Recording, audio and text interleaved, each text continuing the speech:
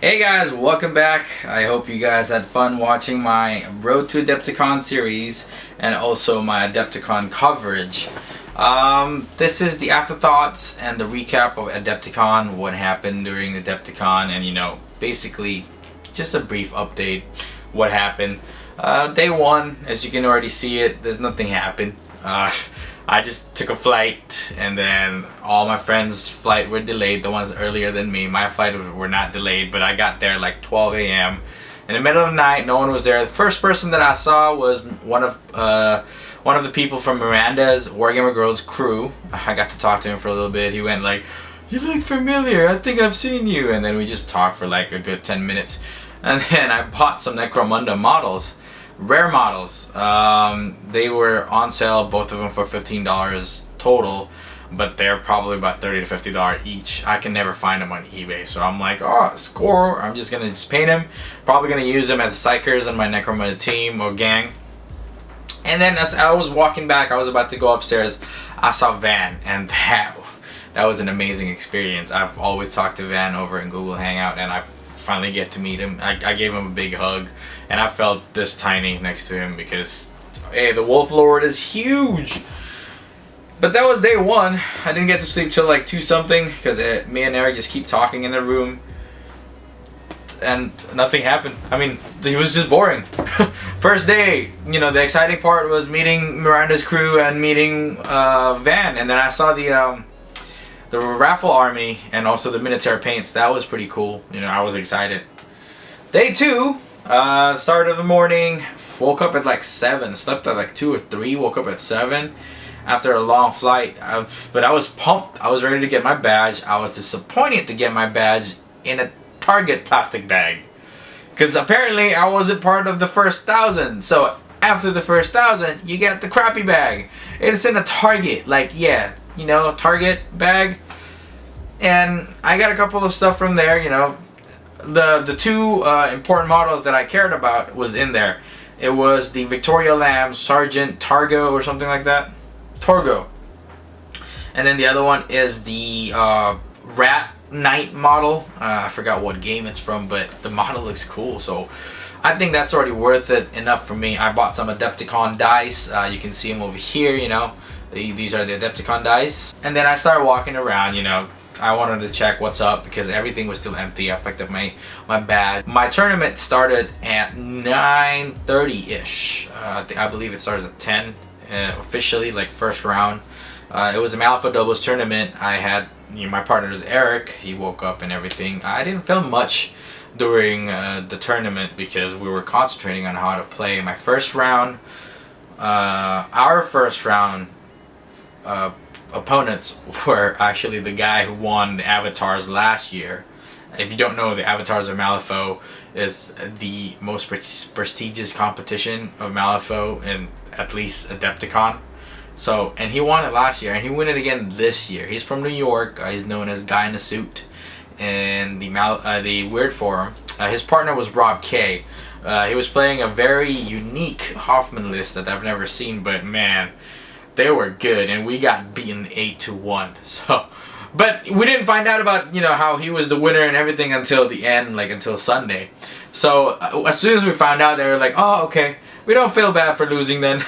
It was pretty cool. It's an awesome experience to learn from something like that. Our second opponent was 2 guys called Pocket Aces. I forgot what city, state they're from, but it was pretty interesting. They played Lilith and Pandora. We felt bad because Eric double severed Red Joker and then a severe Lilith with a dying Ronin in 1 hit, and he couldn't prevent it. Like, even after soul stoning it, he only prevented 1 or 3 at least, and he's still dead. It was really brutal, so we felt bad about that. But match was pretty boring. We were just trying to hold points and everything because it was land grab. And then match number 3, we were playing against the Mechanonites. They were the guys that was running. They run Mechanicon. I'll try to post some links if I can find any of their information down here, obviously. But Frank and James, we had the most fun during your game. It wasn't necessarily a learning experience for us, but it felt like a casual game. It was so much fun. At one point, me and James was using Marcus's box set. I was using my Mei Fang. So, because both of us has Alpha Strike, because I had Union Minor, we both Alpha Strike our crew 2 turns in a row, while our partners only had 1 or 2 models left in their crew. So we took probably like an hour and a half of activation, just the 2 of us, while they just like, oh, you guys want a beer? Yeah, we're just gonna go to the restroom. They were kind of, they were faking. They were joking about how they were getting pissed and everything, but we had fun. That was the game that was crazy. And then I also have this hand over here in my first round against them. This is a Mei Fang's hand, and if you don't know Mei Fang, this is triggers for Tiger's Fury all across the board. So it was fun. We placed 10th at the end. Also a shout out to Douglas and his brother. They were in my other video, the day 2 video, I believe. He has a horror story there. You guys should check it out, and the video is right here, obviously. And then we didn't go against them, but I think they placed 6th out of the whole entire thing. It was like 26 people. We placed 10th. The best part of the day was we got Best Painted. I was very happy with that, because I went for the tournament because I wanted to get the Best Painted, because I know I'm not going to win first on that, So what I told Eric was, Eric, I'm not trying to offend you. Can you please strip your model and I'll paint it for you? So he stripped them, I painted for them. I bought Vanessa for him, I paid for his entry fee. I even made a display board that I showed in the Road to Adepticon, the last Road to Adepticon. The display board that I made, and we placed it there. We won Best Painted. And we got 2 hanging trees as the prize support. I sold one of them because Eric gave it to me, because he said, oh, you painted all of it. That's all you, man. So I'm like, that's cool. And then we also get a plaque. I'm waiting from Nihilus to send it to me. One of the hanging tree was bought on the spot. Somebody wanted to buy it. $55. I think on eBay it's about $70. I lost some money, but hey, for that whole day, I already gained what I'm spending already, because I only spent $15 at that point, excluding tournament ticket and the Adepticon ticket. But that's day 2. Day 2 was pretty exciting. I got my first mission done. I wanted to get Best Painted in Malifaux tournament, and I did get it, so I was happy. And I was also excited to meet a lot of the people for the first time, like Engineer Jeff, Lazy Pug, Michelle got in late, but she got there. And then Joey, Miranda, everyone was there. I mean, I can't possibly say everyone. Celso, David Pease, man, they were fun people. We keep saying like, Adepticon! We had such a blast, but that's day 2. Well, for day 3, we started off really, I was tired. As soon as I woke up from my bed, I stood up and I fell down right away because my legs were getting tired. I'm getting old. Day 3, Saturday, it was filming day. Chung told us, hey, you can do whatever you want, but Saturday you have to set your time. You are going to be filming the whole day. This is what I'm paying you the room for. So I'm like, alright, we're ready. We're wearing our WGC producer shirt, and we're ready for the for the filming. We got to wait for Joey, and we get to walk around with Joey interviewing people. So a couple of things that we noticed over there at the vendor hall and everything, we saw Wild West Exodus being demoed. It was demoed by Chad. I forgot what his position is in the company, but Chad was demoing us. I think we got a footage at Chung's channel. We also we saw Robotech. The Kickstarter is going on right now. I can probably try to post the link down below. But Robotech was there. The miniatures looks really awesome, and it brings back a lot of memory. I love Robotech. And, watching it on Tabletop, I was like, oh, I wish I didn't spend all my money on Adepticon, and I would have, gotten in for the Kickstarter. It's still going. I think the sweet spot, at least for me, was $80. That was good enough. You get a box set and plus some other things. Check it out, Robotech by Ninja Division, I think, and Cool Mini or Not. But yeah, the whole day we were just walking around filming. We got to see Blue Table Painting. Didn't get to talk to them that much because they were just talking to Joey. Get to see Austin from Brush for Hire briefly. So I took a picture of him just briefly. We also get to see War Gamma. We get to see Impact Miniatures. If you don't know Impact Miniatures, they have a lot of Blood Bowl miniatures. I was so sad that the Blood Bowl miniatures that I want wasn't there. It was Willy Miniatures. Well, I bought a Dreadball team. These are the Void Sirens, and then I also get an MVP with them. So you guys can just check it out here. Check out manticgames.com or Mantic Games, and then you'll see these team. Then we also see Armorcast. Armorcast they're known for the nozzle fire sculpt. So when you have your model like this and you see the nozzle fire, and they have a lot of them, different sizes and everything. They're pretty cool. They have terrains and everything else. Get to see Jeremy Bonamont. He is the winner of Crystal Brush. His model is absolutely brilliant in front. Like if you see it in front of you, like the first 5 minutes I was there, like in the morning before anything happens, I just dropped like 100. Like, hey, here, dude, take my money. Your models looks awesome. So I got the Tinkerbell, Steampunk Dorothy. I got 2 other models and his DVD. He's shipping it from France right now because he didn't have it in stock because he ran out, and I'm waiting for those models to come in, and then I'm probably gonna paint them up and showcase it to you guys later, but I don't have pictures of them right now. And then the whole day we were just still filming. There's nothing much going on, and it just kept following people. Like we had a huge rig. Like Eric had like a camera holder like this. I was basically the floor manager, so I had lighting as well with me because that thing, we couldn't mount it, the light. We couldn't mount it on the rig. We didn't have enough space. So I was holding the light. I was also cueing, the cut, action, whichever. And then Jay was holding the boom mic the whole time like this, man.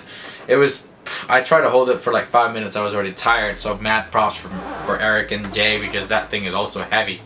We're just filming the whole day. Nothing much happened until towards the end of the night.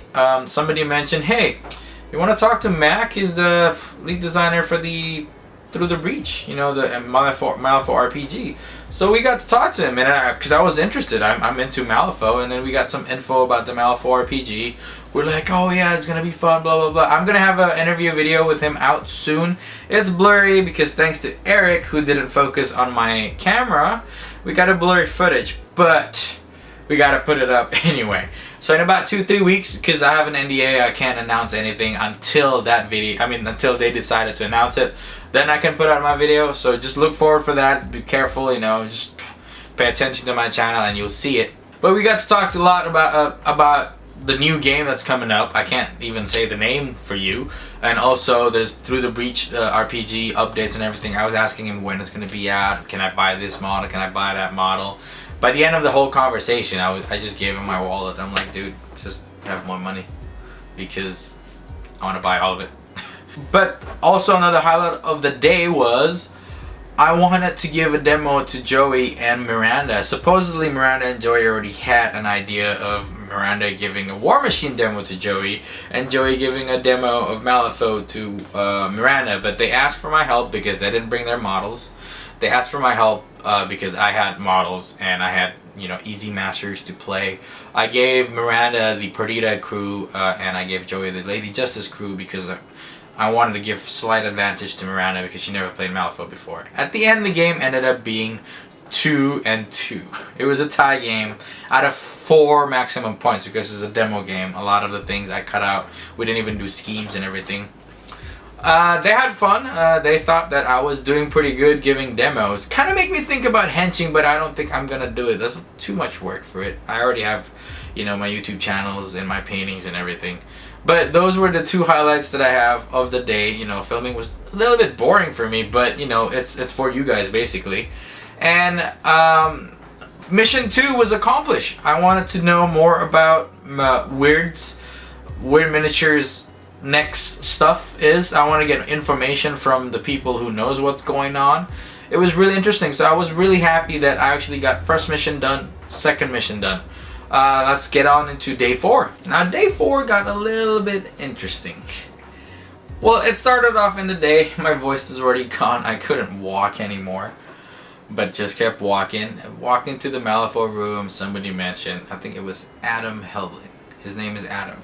I got a game with him at the end of the day on Sunday, I believe, when everything was just getting cleaned up. Cool guy. The interesting part was he mentioned, hey, that's Craig. from Wild West Exodus. He's part of my gaming group, and he's the lead designer and lead story creator for Wild West Exodus. So I got to talk to him. And there's an interview, you know, the video is right here somewhere. Don't worry, I'll show it to you guys. It was a very interesting interview because, you know, I can't help but compare Wild West Exodus with Malifaux. You know, that whole Wild West steampunk kind of thing is kind of fit right there, you know. But the interesting part was, one, their system uses a D10 instead of cards, obviously. Their activation is kind of the same, you know, one by one by one. They have a system called Influence, which is kind of similar to Soulstone system. You know, so in the beginning I wasn't that impressed. So after that, he also explained the fact that he's using the comic books. If you don't know what Wild West Exodus is, check out wildwestexodus.com. He was telling me that all updates are using the story from the comic books. All new characters are released from the comic books. Anything that they want to show us, new missions and everything, are shown through the comic books. So I thought that was a really interesting idea because, I mean, yeah, Malifaux has the weird chronicles, but mostly it's just, you know, text. It's showing how to paint and everything, which is cool. I have no problem with that. So this is kind of like a new idea of telling stories through comic book because, you know, it's still within the geek world. It's within, you know, nerddom, right? And then in the interview you can see, we talked a little bit more, but just get more into details of Wild West Exodus. But I am intrigued. Their models are really, really cool, especially the Warrior Nation. They're the Native Americans looking guys. If I am going to get into that game, I'm probably going to get the Warrior Nation. They're a little bit more melee based, but man, the painting opportunity that I can get by painting those are really, really awesome. So I'm looking forward to see that. Also, on day 4 is the big crystal brush announcement. We were waiting for it. Me, Michelle, and Eric had lunch, or brunch, at Harry Caray's. I really can't pronounce that restaurant, I'm sorry. But we went to eat one of the best bacon I've ever had in my life. It was candy bacon on top with pepper. So good. But we were waiting for the announcement, and then once we got into the area, everyone was there. Everyone was there.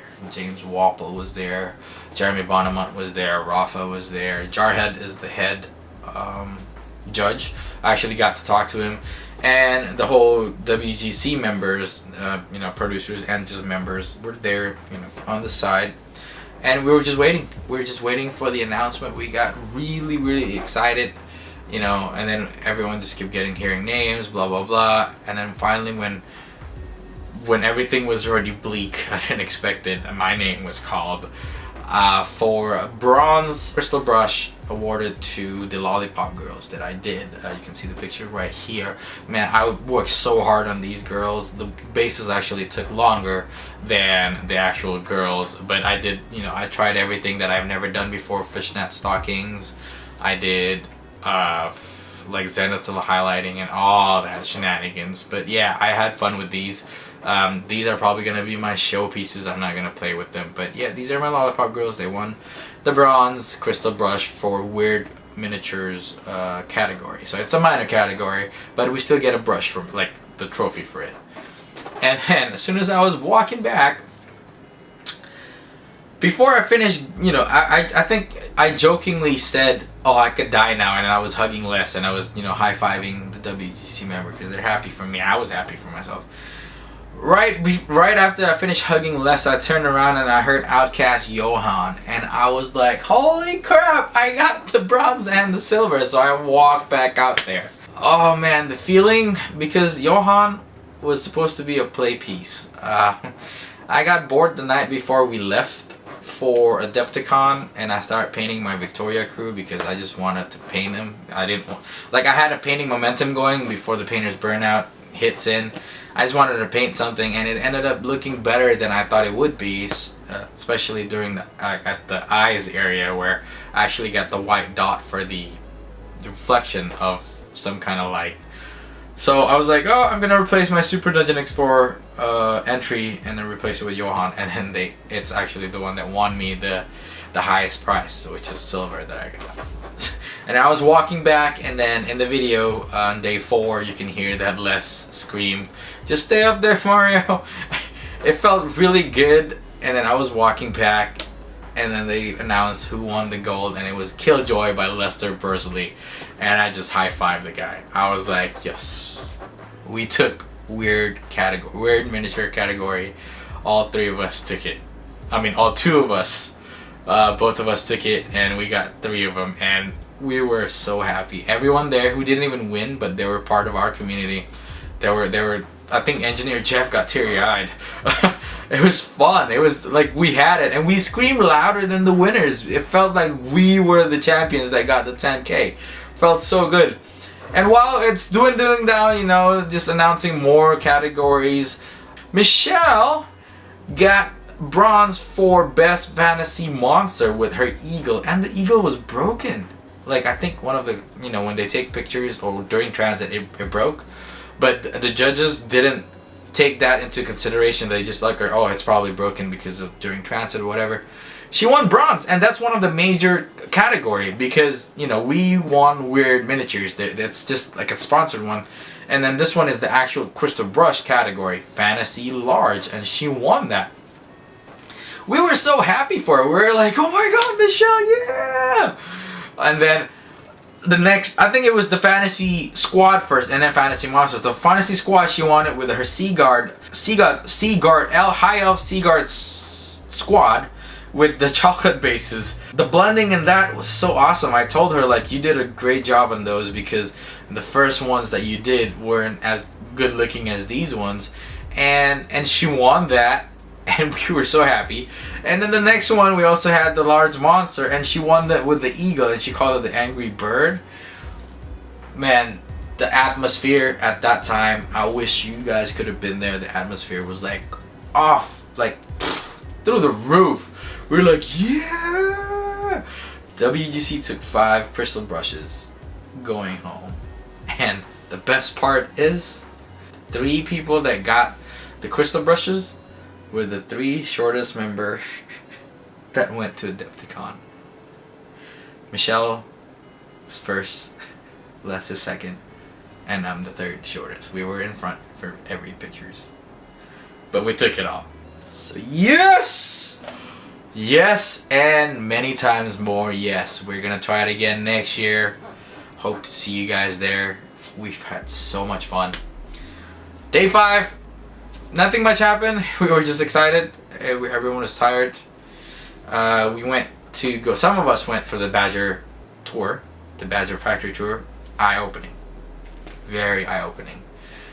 We saw how hard it is to build the airbrush and all the other components. We saw the lines of Minitaire paints. Yeah, 8 weeks wait. With that many paints, there's still 8 weeks wait. We also had like good Chicago food. We went to Portillo's before we went for our flight. Meeting Ken for the, well, not the first time, but that was the last time that we're gonna talk to Ken. You know, had some ideas flying around and everything. It was so much fun. We had so much fun on day 5. Like throughout the whole entire time. 5 days. If you look at Engineer Jeff's pictures, every time there's a shot of someone, we never caught them not smiling. They're always grinning. So yeah, day 5, everything was done. It was bittersweet looking at the con getting torn down. It was really, really bittersweet. You know, seeing just the cleanup crew. It was sad, but at the same time, it was really an epic moment for me. Like that trip, I think it was the first trip that I ever had by myself ever since I dated my wife now. First trip ever, and meeting a lot of people. That was one of my key point. Mission 1, I wanted to get best painted. I got that. Mission 2, I wanted to get information on weird miniature stuff or any other new games. I got that. Mission 3, crystal brush. I wanted at least 1 to take home. I got 2. And we also, you know, everybody that went there bonded. We talked. Everyone was pretty much the same on with the screen, without the screen. I had so much fun. It was great meeting all of the YouTubers. It was great meeting the non-YouTubers too. Some of them recognize us. It was pretty interesting. I got to talk to, I think, one of the guy. His name's Rick, I believe. He wanted to start YouTube. You know, hey dude. Met Screaming Heretic guys. Met Oz from Cool Mini or Not. Jonathan and Curtis from Cool Mini or Not. Met Justin from Secret Weapon Miniatures. Victoria Lamb, I got to talk to Victoria Lamb, and we are helping her, maybe me, but WGC is trying to help her to get a YouTube channel up, and she was asking us if the who's who are there and wanting to work with us. That whole thing, it was, my mind is blown. I'm glad I'm not just a blip. Like, my final thoughts of Adepticon, I'm glad I'm not just a blip in the radar anymore. I'm glad that I made my footstep in the miniature world. Congratulations to the winners. Michelle did a very good job. Les, one day I will beat you. I will get my painting better. We're trying to compete for next year as well. And thank you guys for watching my Adepticon series. I appreciate the time that you have, you know, to watch my series. Look forward for Adepticon 2014. And before we go, let's check out what Michelle think about Adepticon 2013. Let's check out her channel over there.